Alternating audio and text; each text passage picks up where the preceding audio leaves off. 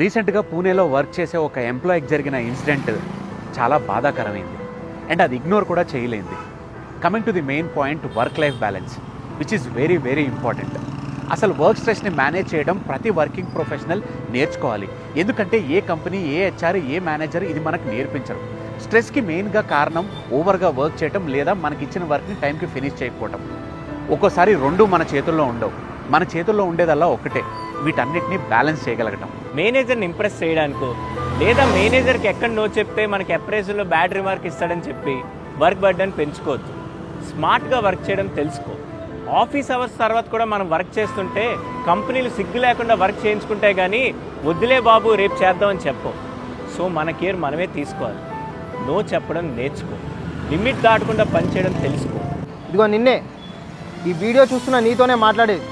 నువ్వేం pressure cooker కాదు అంత ప్రెషర్ తీసుకోవడానికి. అయినా కుక్కర్ అయినా సరే ప్రెషర్ ఎక్కువైతే విజిల్ వేస్తాయి. నువ్వు అంత ప్రెషర్ తీసుకుంటే నువ్వు కూడా విజిల్ వేయాలి కదా. అంత ప్రెషర్ తీసుకుంటే పోతావు. అయినా రేపు పొద్దున్న నువ్వు పోతే నీ కంపెనీ నీ ప్లేస్ని రీప్లేస్ చేస్తుంది, కానీ నీ ఫ్యామిలీకి ఆ రీప్లేస్మెంట్ ఉండదు. గుర్తుపెట్టుకోండి, జాబే లైఫ్ కాదు.